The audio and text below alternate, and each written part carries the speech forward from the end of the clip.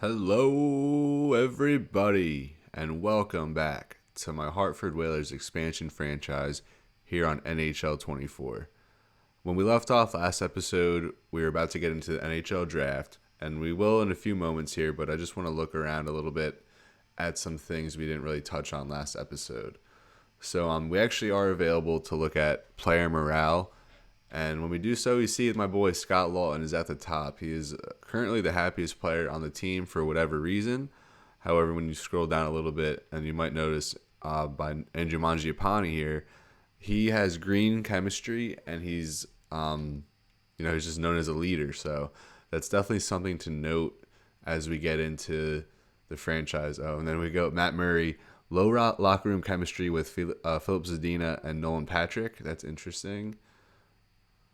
Looks like everybody's okay.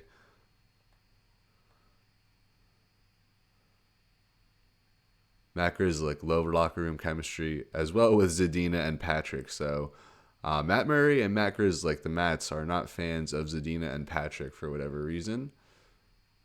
We'll just look at a few more here. Zadina.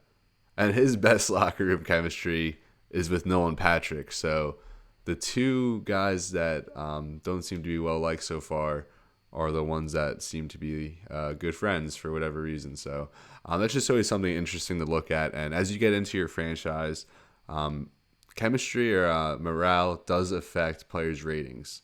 And it does affect subsequently, I think I used that correctly, the success of your team. So you definitely want to make sure your players are happy and well taken care of. Then we'll just look at contracts real quick. There we see. So if we sort by here, we see that Mangiapane is currently the highest paid player at $5.8 million. Olofsson, Barry, Arvidsson, the only other players making over 4.2, and then just a bunch of players here in the threes, and then not much after that. So it currently says we have 29, 29 and some change in cap space, but we actually will have more once this contract from Comfer, Patrick, Stanley, and Tucker cleared up. So that'll give us a little more cap space. And I didn't realize, but Patrick, Stanley, and Tucker are actually restricted free agents. It says Stanley is not interested in an extension. However, we could always tag him and tender him and see how that goes. We could always maybe get some compensation for him.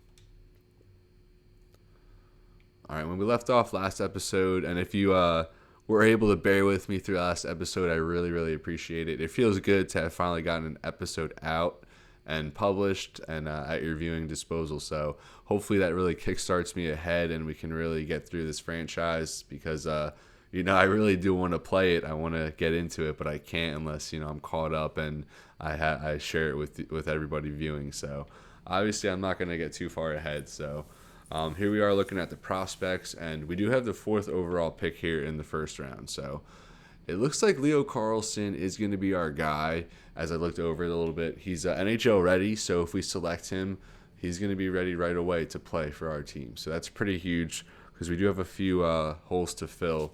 And 6'3", almost 200 pounds, left-handed center playmaker. And look at that, strength, size, and skill, 200-foot game, size and strength. And straight A's there for shooting, puck skills, and senses, and then B- is down there for skating, physical, and defense. So he's going to be one of our skill guys, something we haven't gotten much of in that original expansion draft. We also considered Benson, but even if Donovan Dubilowitz falls to us, maybe he's the pick as well as a goal scorer, it looks like, or even a playmaker if he's getting compared to Patrick Kane. Definitely one or the other, so we'll see. But without further ado, I guess we really will just get into the NHL draft here. And let me first, actually, we'll go into it. We know Connor Bedard's going to be the number 1 pick, but I'll just let it run off real quick. I'll let the time run off real quick. Just a forewarning. So when I do the NHL draft further on in the franchise, I will definitely be a little bit more in depth. Obviously, we'll have the whole season to scout. As we look at the draft class here, we really don't have many players scouted, if any. Like maybe we have 7 players. The top 5 are thoroughly scouted, but the rest of the draft is not. So when we get to our later round picks, we're just throwing darts. We're just picking players that, whatever. Because there's nothing to go off of. It's all just loose scouting. All of these are just one bars. So we don't know how these players are all going to turn out besides really our first pick.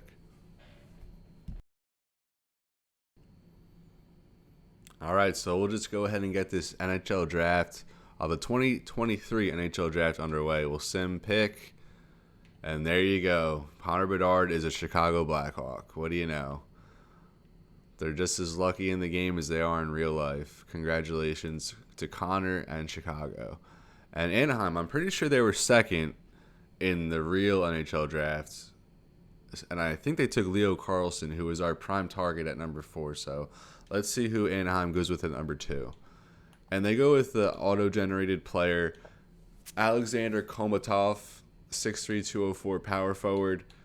And, I guess they don't want to go with the pure skill guy. They want someone with size, which Anaheim has definitely been lacking as of late. Columbus, and they do take Donovan Dubalowitz. So it looks like we are going to end up with Leo Carlsson, the 6'3", 194-pound Swede who plays a 200-foot game but is most renowned for his playmaking ability. And he's someone who's going to go out there from day one and play for this Hartford Whalers club. Before I make it official, Benson was intriguing, and I really, really thought about one of these defenders here, both right-handed shots. Defense is so pivotal to building a successful team, but ultimately Carlson's too good to pass on. So Leo Carlsson is our first ever draft pick, and he is a Hartford Whaler. San Jose ends up with Zachary Benson. Taratukin goes to the Canadiens. I think Coyotes... Okay, they go with Dvorsky. How about the Flyers? I think they're going to get that defender. No, they go with Eduardo Sali. And Buffalo ends up with Reinbacher. That's who I thought the Flyers were going to take.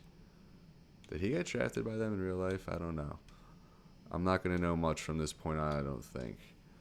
So we'll just sim pick by pick here in the first round just to get a feel for who everybody's going with.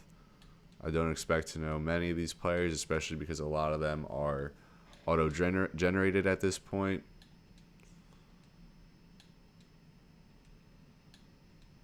Here we go. Chicago gets another first-round pick. They go with another center. Flyers with another pick. Another forward. Wonder when we're going to see the first goalie taken. Most likely in the second round if I had to bet some money. Probably late second round.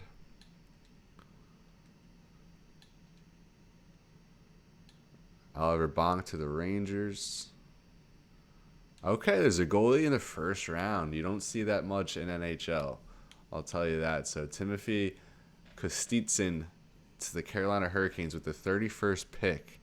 And he's definitely someone we're going to want to keep an eye on here going forward. He could be very, very good if he's getting taken here in the first round. And then we'll just sim these last couple picks of the first round. All right, and here we go. We have the third pick here in the second round, 36th overall. So let's take a look. And yeah, like I said, I mean, we really have nothing at all to go off of. So I guess we'll just sim a couple picks here, just get to ours.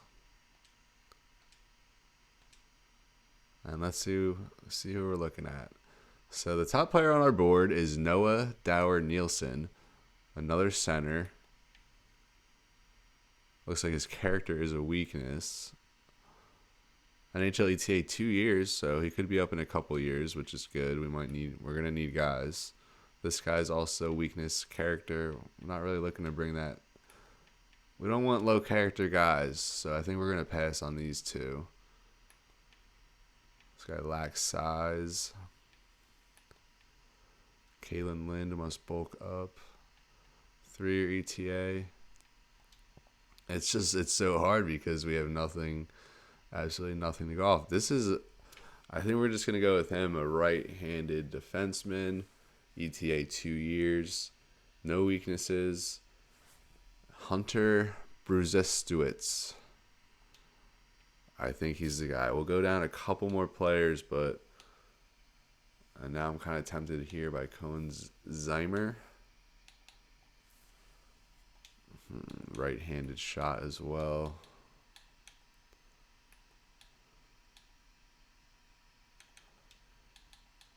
I don't know.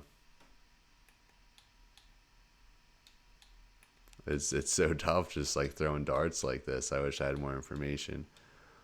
Let me see. I'm going to call a timeout just to give myself more time.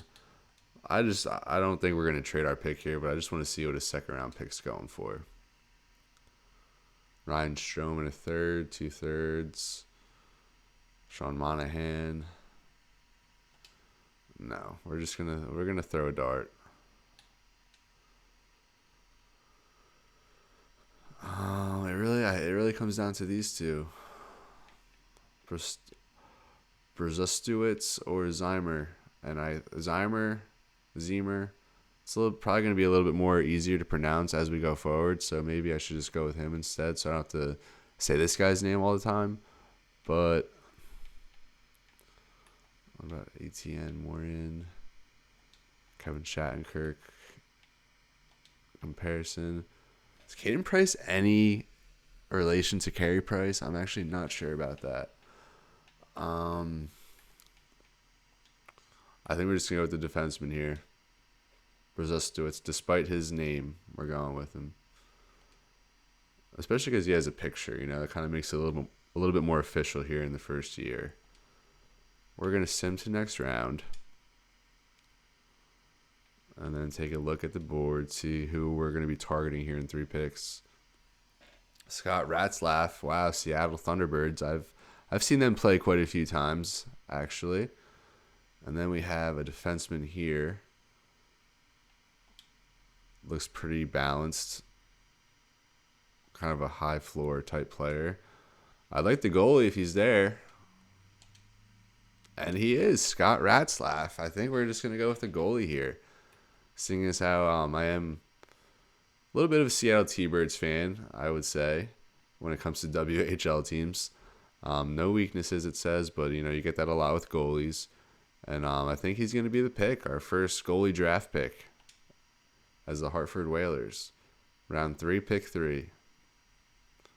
And now we're just going to sim to pick 102, which is early in the 4th. And another goalie here, Phil Garvin, American goaltender. And another one a few spots down as well from Finland. I don't think we're going to double up on goalies in this draft. So instead, we'll probably just pick between Jakub Afanasenkov or Zeb Forsfahal. Some of these names are really going to get me going forward, as you can tell. So we're at what? Pick 1. Yeah, I think we did get a right-handed defenseman earlier. What about a left wing? Yeah, I think we'll just go with this left wing here. Zeb Forsfahal. All right, we'll send to our 5th round pick now.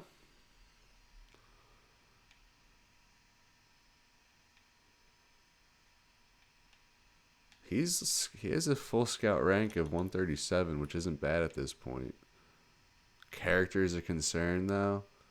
I mean, he looks like the type of guy who would cause problems for the other team just by getting gritty, not so much for our team. Go up a little bit, see what we got. Matthew Majic. Yeah, I think we'll just throw a dart with Majic or maybe Sam Oliver here. What about Mason Finley here? Look at that. I mean, it's kind of hard to pass on him, but I think we're going to go with the defenseman here in Matthew Majic.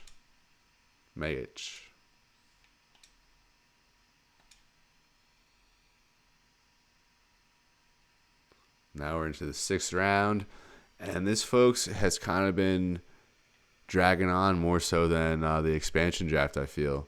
Like I said earlier, this will be a lot more fun when we actually have all these players scouted and we have like a clear plan for the draft. Here, it's just you have no idea what's going to happen. So here, heavy defenseman. Looks like we're going to go for another defenseman.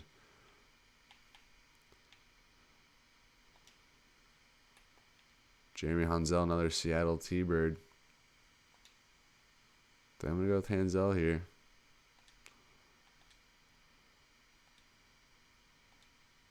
All right, here we go. Our last pick of our first NHL draft with the Hartford Whalers.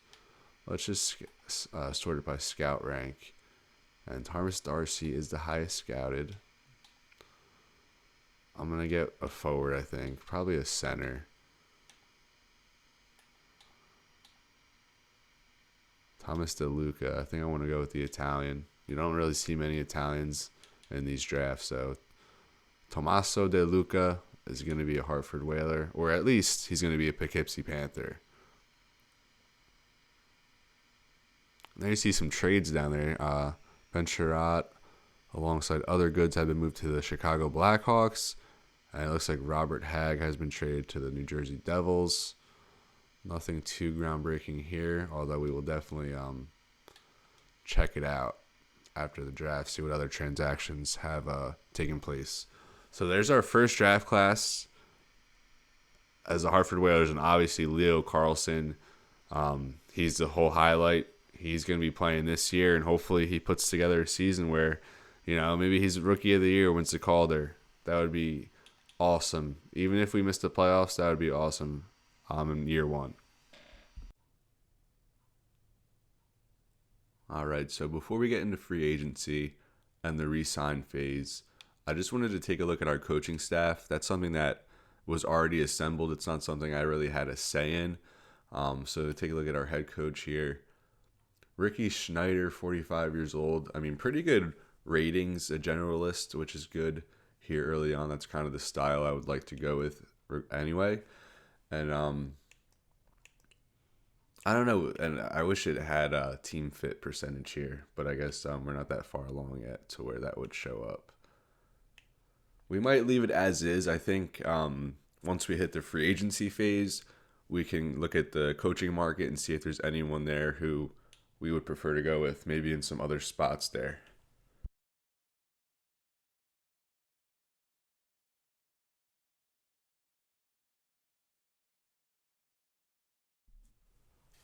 So we'll get into the re-sign phase. Obviously, we don't have many guys that we're going to have to worry about. Although JT Compher is definitely someone we are going to try and re-sign. At this point, we really only have two right-handed shots among forwards who are kind of guaranteed a spot, them being Jake Evans and Victor Arvidsson. Then we have Entwistle and Nylander who are going to maybe compete for that final spot. They're no shoo-in by any means. So here we see Compher. He wants a 4-year deal at $4.175 million, which is not bad at all. That's marginally less than what he got in real life. I think a 3-year deal would be something we want to go more towards. So I'll try 3 years at $4 million and see how he responds to that. Then we'll move down to these restricted free agents who we have 4 of. Stanley, like I mentioned earlier, he is not interested in signing with us, but we have his rights essentially, so we can tender him. I just want to see what he would be demanding. So he'd be demanding about $2 million per year. So we'll just qualify him. He's probably going to get offered in free agency, and we'll, depending on who else is available, we'll see if he's someone we want to bring in to the team. Tyler Tucker, he's probably someone who's going to be at the AHL to start the season. So yeah, we'll just qualify him. See, maybe he gets some play in free agency. I doubt it, but who knows? And then Nolan Patrick, of course, we're going to give him a tender, and what would he? Yeah, he'd only be demanding about $1 million per year, so that's surely worth it. We'll qualify him. And Jacob Larson, another guy who he brings a lot of NHL experience. Maybe he'll compete for the seventh defenseman role in the preseason, but we'll give him a tender as well. And those are the only guys we have to worry about. We'll also sign Leo Carlsson. We'll get that out of the way, and the most we can offer him is 0.95. So I would give him more if we could, just to make it a little more realistic, but we can only sign him to an entry level contract here. So 3 years at 950,000 is what he's going to start off with. So obviously he does not really chip into our salary cap at all in the first 3 seasons, which is huge. Although maybe we'll just lock him up long term before that. Go over to goalies, and we have all 4 under contract. We'll probably just sign one more to give the AHL an extra goalie just in case someone gets hurt during the season. All right, let's advance today and see if Comfer signed with us, which he does. It was an easy decision to decide to renew my contract with you. That is awesome. So that gives us another right-handed forward, and we have about 10 or 11 players who I'd say are kind of guaranteed a spot so far. So, and there you see Leo Carlson has been a dream of mine to join this team. Absolutely was, I'm sure. Nothing happened with our other restricted free agents.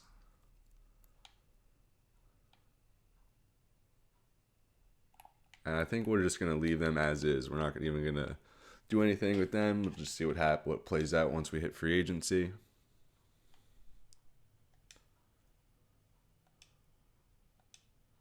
Just advancing along here until we hit July 1st. And let's take a quick look at our trade block. So the game automatically placed. I don't even think you could turn off the computer handling your trade block. It's kind of annoying when they do that because it does affect player morale. So we're just going to go ahead and remove everybody from it. But let's just take a look at how our player values are going down. So the player with the most trade value on our team right now is Samuel Bolduc. And we could probably, if we wanted to trade him, we could probably get a good package of picks, but we're not going to do that. Wow, I didn't realize he would have such high value. Same with Connor McMichael. I'm surprised he's all the way up there as well. Who knows? Maybe these 2 guys end up on our NHL team. I wasn't really planning on that, but they're looking pretty good. Maybe just start off at the AHL and give them a few games down there, and then they'll be ready to take the reins in the NHL. But I definitely wasn't expecting to see Bolduc and McMichael up there. And then we see Scott Lawton, Tyson Barrie, Stanley, who we don't even have under contract yet. So maybe he's probably going to get some play in free agency, and maybe we can get a draft pick for him. Let's go to goalies or draft picks. See, we have all our draft picks. Nothing of note there. We haven't made any trades, so those are all in order. And then Arthur Silovs actually has the most trade value among our goaltenders.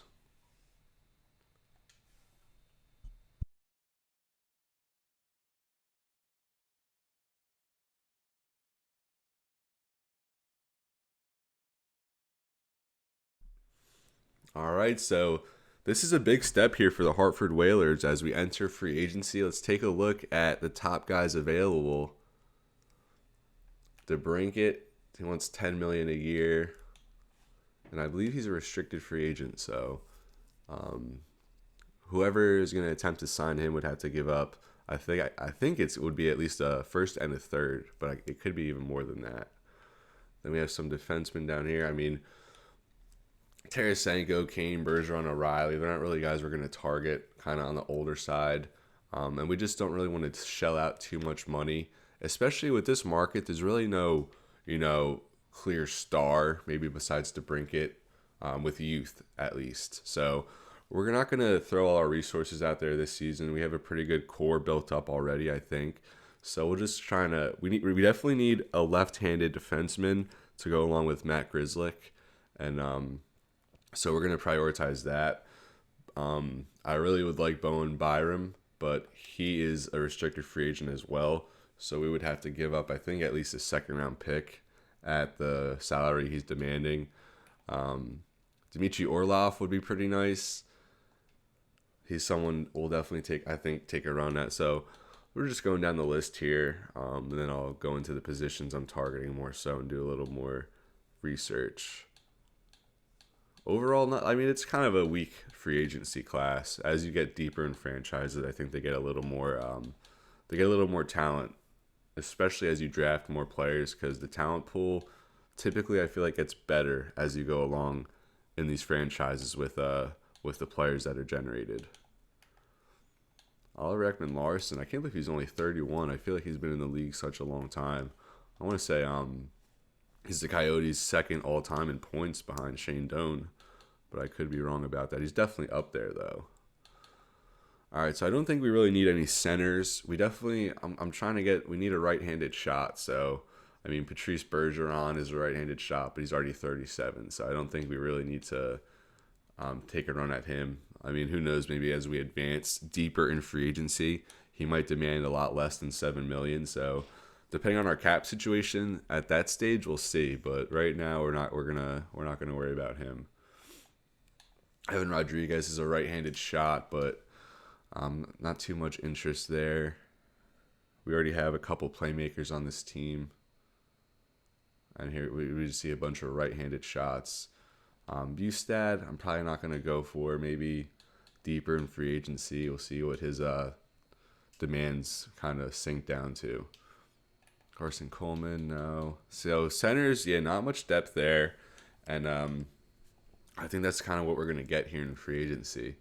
Not really looking at left wingers, but we'll see if there's any right-handed shots here, and no, I'm not seeing any.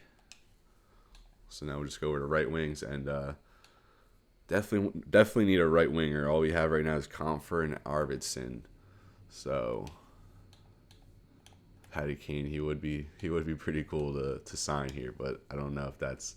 We'll see. Like I said with who did I say that with Bergeron, as we advance here, maybe Kane's contract demands will go down. That it's kind of worth it, but at this point, we're not gonna go for him. Connor Brown is someone to think about. There's really not much on the market at all. So, especially forwards. Hopefully, defensemen are a little bit better. As I said, we really need a left-handed defenseman. So, we'll just go to left defense. Vince Dunn, Bowen Byram would both be excellent additions, but they are restricted free agents. So, I'm not going to really make a run at them with these other options. Same with Keandre Miller. He's also a restricted free agent. So, we would have to give up a draft pick if we wanted to sign them. I mean, Oliver Ekman-Larsson, he's pretty cheap, and I kind of like him as a two-way defender, very cheap, because we could probably sign him and then still bring in someone like Orlov, or maybe we even take a chance and give up some compensation for someone like Vince Dunn or Bowen Byram. Those are, I feel like that'd be a really good path to go in this free agency with really not much on the market. And when I say there's not much on the market, I just mean there's really no superstars out there. Like I said, DeBrincat is very attractive in this situation, but let's just, I know he's a restricted free agent, but I'm just going to offer him a contract because it'll warn me what the compensation will be that we give up. So in order to sign DeBrincat, we would have to give up the next 4 years of first-round picks. That's absolutely absurd, and we are not going to do that, but it was worth looking at. So, I mean, it looks like he's going to end up going back to Ottawa in our franchise, but we'll see what happens. Maybe some team out there is willing to give up four first-round picks, but that would be absolutely absurd. So what we're going to do, we're actually going to – I actually took a break from – my last segment of recording, and I really did think about what we're going to do. There's so many ways, so many, decent players out there. Like I said, not superstars, but a lot of quality guys. But we're going to start by throwing a contract here at Dmitry Orlov. He only wants 3 years, 31 years old, still a high-level player. Obviously a huge piece for Washington when they won the Cup a few years back. So we're going to offer him a 3-year deal. It looks like other teams interested, Carolina and Pittsburgh. We're going to just make it $5 million. We're going to bump it up a little bit. Actually, we'll just go to 5.1 to be safe. So our first free agency offer goes to Dmitry Orlov, and he would be a great addition to our defensive unit. Of course, we're still waiting to see what happens with Logan Stanley down here, as he's a restricted free agent. We'll see what happens with him, but as it stands, he'll be our other left defenseman with Matt Grzelcyk, and then hopefully Dmitry Orlov, who we just offered. If Orlov doesn't accept our requests, our offer, then maybe we will go after Dunn or Byram and be willing to give up. Let's see how much compensation we'd have to give up for Byram.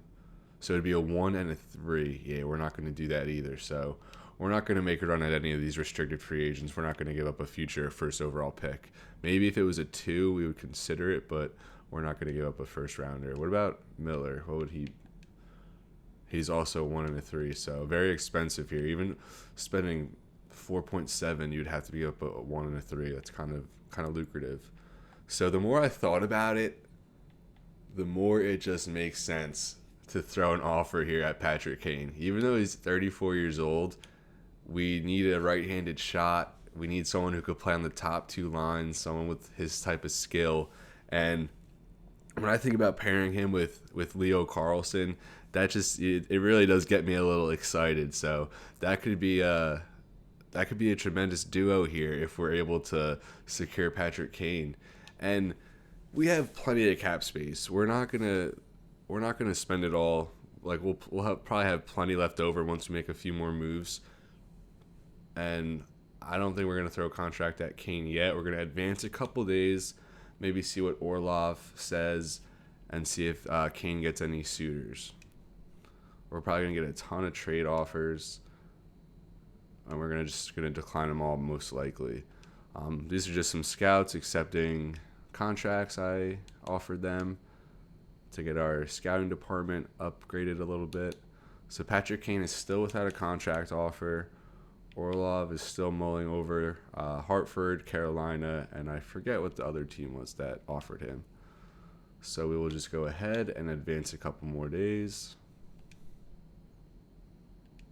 And yeah, we don't have enough budget to sign those last 2 scouts that popped up.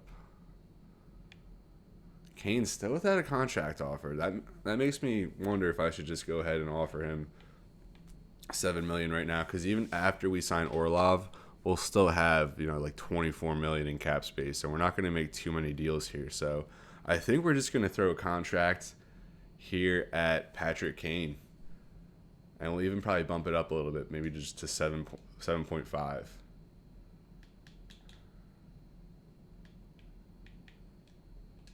And yeah, I would think he accepts that. The Buffalo native would be coming to Hartford, only about 6 hours away from his hometown. So we have contracts offered to Patrick Kane now and Dmitry Orlov, 2 experienced players who have won a Stanley Cup during their career. So that definitely bodes well in the locker room. And there we go. Dmitry Orlov is a Hartford Whaler. So that's a huge addition to our defensive unit. We now have him and Matt Grzelcyk locked up as 2 of our 3 defensemen on the left side there for season 1. Another trade offer. We're not going to pay any attention to that right now. I mean, that's a second-round pick for 3 or 4 Nick Cousins, but we're going to keep Cousins for our back lines. And we should get a notification here any day now from Pat Kane. Still no one has offered him. We gave him 7.5. We probably didn't even have to go that high if we wanted to get him. But it looks like he's gonna be a Hartford Whaler. And I'm pretty excited at that prospect.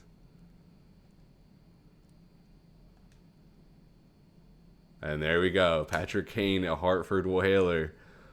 What a tremendous run there in Chicago. And, all good things must come to an end. He had a little run there with the Rangers last year. And now he's back. He's going to find himself in Hartford. So 2 free agency signings here out of the gate. And I really don't know what more we can accomplish here. I mean, our lineup's pretty much filled. I know it's not the most. Connor Brown was someone I thought about as well. Just another right-handed shot, and he's 83 overall, so that would be a pretty good addition. He's definitely going to monitor him and see what his demand goes down to. But other than that, we'll look at some defensemen again real quick. And so Vince Dunn signed, but Byram and Miller still have not. I'm not gonna mention that. Let's go look at goalies. See if any goalies are still left on the market. Frederick Anderson, 33 years old, is the top goalie. So obviously, I'm not sure who has signed yet, but I mean, with Matt Murray and Scott Wedgwood, we wouldn't have been able to do much better. Anderson, 88 overall, but we're not going to be signing a goalie at that age to a long-term deal over $8 million, not at this stage. So mainly our focus is we're going to hold out for next offseason. We're not going to sign any long-term deals or anything. Instead, we're going to wait, be wise with our money. Just year one is going to be just building the team and coming together, and then year 2, year 3, we'll put the pedal to the metal a little bit more when it comes to throwing money at players. And I think the next couple of free agency classes are going to be much better than what we're looking at right now. Now we'll just go over and take a look at some of the players who have already signed.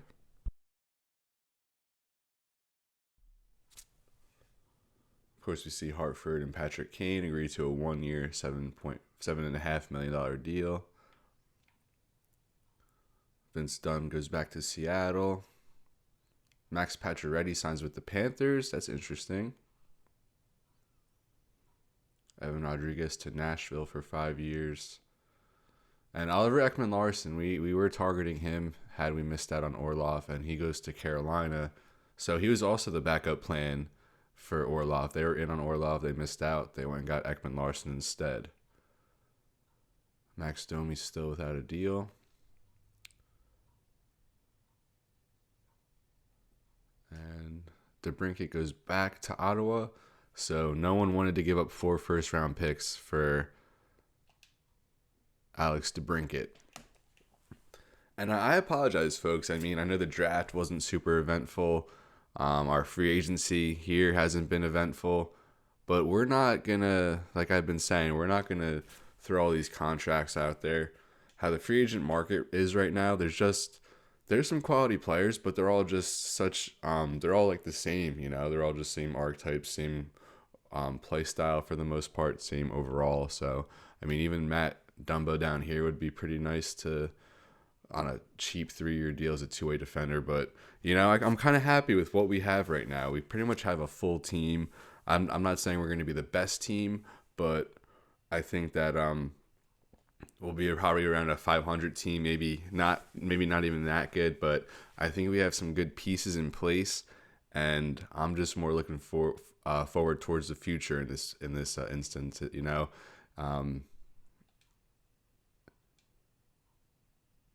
And there we go, Nolan Patrick signs with Hartford, and he's someone I kind of forgot throughout this whole process there, as he was a restricted free agent. So that's another forward that we added into the shuffle. And there's really not many players available right now who are better than him. There are some, obviously. DeBrincat. I guess DeBrincat didn't go back to Ottawa. I read that wrong before. He's still available, but I don't think anyone's going to go after him. So I will just keep simming along here. We're going to, wow, look at this trade offer. Lawton, Tyson Barrie, Nick Cousins, and Martinook for Jacob Trouba, 2 and a 4. Thanks, but no thanks. I mentioned in the last episode, after we drafted Martinook, that he would be trade bait potentially. He doesn't have much trade value, but let's see if we could find a trade. So 11 trade offers for Martinook, and all of them 5th-round picks. So that's something to keep in mind as we sim along through this free agency.